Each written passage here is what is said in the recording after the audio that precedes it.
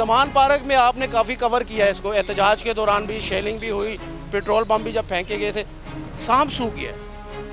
मैं आपको एक बात बताऊं, जब मैं कवर कर रहा होता था ना बिलाल भाई, तो ज़ाहिर है एक रिपोर्टर हूं, तो मैं समझ रहा होता था, मुझे उस वक्त भी शायबा था कि ये कोई बैनुल अक़वामी एजेंडा है जिसके ऊपर खान साहब काम कर रहे हैं। आपको मैं सच बताऊं, मेरे जो दिल की बात थी, उसकी वजह ये कि एक आज़ाद मुल्क है हमारा, 1935 में आज़ाद हो गया था, ये 47 में तो जाके उसकी अप्रूवल हुई ना, उसकी निशानदेही हो चुकी थी मजबूत बुनियादों के ऊपर। एक आज़ाद रियासत के अंदर वो कौन सी नई हकीकी आज़ादी थी जो खान साहब दिलाने का ख्वाब लोगों को दिखा रहे थे।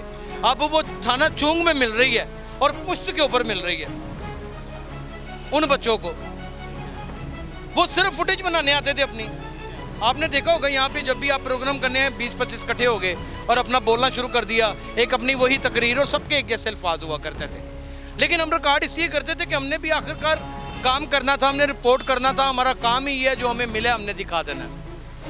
जब 9 मई का वाक़या हुआ, मैं और उस्मान हमारे रिपोर्टर हैं, हमने दोपहर 3 बजे से लेके रात 8 बजे तक माल रोड के ऊपर वो ख़तरनाक पाकिस्तान तहरीक इंसाफ के लड़कों की दींगा मुश्ती देखी, और उसमें बाकायदा तौर पे हसन न्याजी को डंडे मारते हुए हमने पुलिस के ऊपर देखा।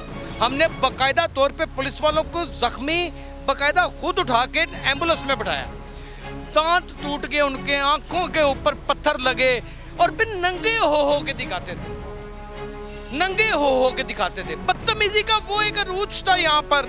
लेकिन यहाँ पर एक कारकुन नहीं है, कोई झंडा नहीं है। ये बात कर रहे हैं, यहाँ पर गुजरने वाला गुजरते साथ अपनी बीवी को बिठा के करता था विक्ट्री खान साहब विक्ट्री। यकीन करें ये हालात थे।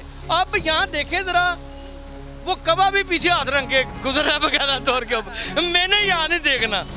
उसकी वजह यह कि रियासत ने अपनी रिट अब कायम कर दी है। रियासत ने दिखाया अपने आप के कानून। जानिए कि हम यहाँ पे खड़े होके तो वही दिखा सकते थे जो इन लोगों की समझ बूझ थी, या जो वो बोलते थे। अंदर ही अंदर दिल बड़ा जलता था कि ज़रा सा बीच में कोई इख्तलाफ करते हैं या तनकीद करते हैं तो ये सर के बालों को आ जाते हैं। बदतमीज़ी बे इंतहा करते थे इनके कारकुनान। आज आप देखें कि वही कारकुनानों की माएँ कभी प्रेस क्लब के बाहर, कभी किसी थाने के बाहर, कभी किसी NGO के बाहर, कभी किसी इंसानी हकूक़ की तंजीम के बाहर एक आंसुओं के साथ लगातार रो रही हैं और तड़प रही हैं। और उनमें से बहुत सारे बच्चे सिर्फ और सिर्फ मोहतरम इमरान खान साहब के कहने सुनने में आए हैं। खान साहब, आज मेरा आपसे सवाल है, आप मुझे एज ए स्पोर्ट्समैन बड़े पसंद रहे हैं, मैं आपके बाकायदा तौर के ऊपर छोटे छोटे पम्फलेट परचेज किया करता था पैसे पॉकेट मनी में से। आप मुझे ये बताएं कि जिनको आपने आगे लगाया हुआ था, आज आप घर में किस तरह बैठे हुए हैं? आप सुकून आ रहा है आपको? लीडर तो वो होता है कि उसकी रातों की नींदें उड़ जाएं। ठंड पे आ गई होनी, ठंड पे आ गई है।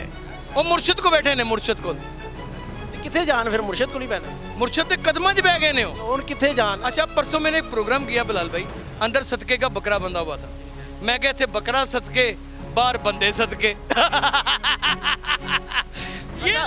ये इस एरिया में कैंप होते थे, हलवा पूड़ी चल रही है, खाने चाय और पता नहीं क्या क्या चल रहा है, कतलम में पता नहीं क्या बना हुआ था, पूरा उर्स था। यानी कि वो कहाँ गए वो सब? कैसे कैसे लोग तो कहते थे हम जान दे देंगे, ये कर देंगे, वो कर देंगे, वो जज्बा था एक। ये मैं आप समझते हैं कि PTI ने अपना नुकसान खुद किया? PTI ने मई के बाद PTI ने अपना नुकसान तो किया सो किया है, अपनी तो सियासत को दफन कर दिया है, वतन अजीज पाकिस्तान को एक तमस्कर उड़ा दिया पूरी दुनिया में। आप मुझे ये बताएं, 74-75 साल में हमें कभी कोई इतराज़ नहीं रहा। हम जब कैंट के एरिए में जाते थे कि हम अपनी तलाशी दें, मेरे पास लाइसेंसी वेपन है, कभी उन्होंने तंग नहीं था किया। वो वेपन अपने पास रखते थे, हम अंदर से होके आके अपना काम करके अपनी गोलियां गिन के, अपने वेपन गिन के घर लेके जाया करते थे। हमने हमारा कैमरा वो अपने पास रख लेते थे, वापस कैमरा उसी तरह वापस करते थे, कोई बदतमीजी नहीं थे वो करते। लेकिन अपने काम से भी जाते थे, चेकिंग होती थी।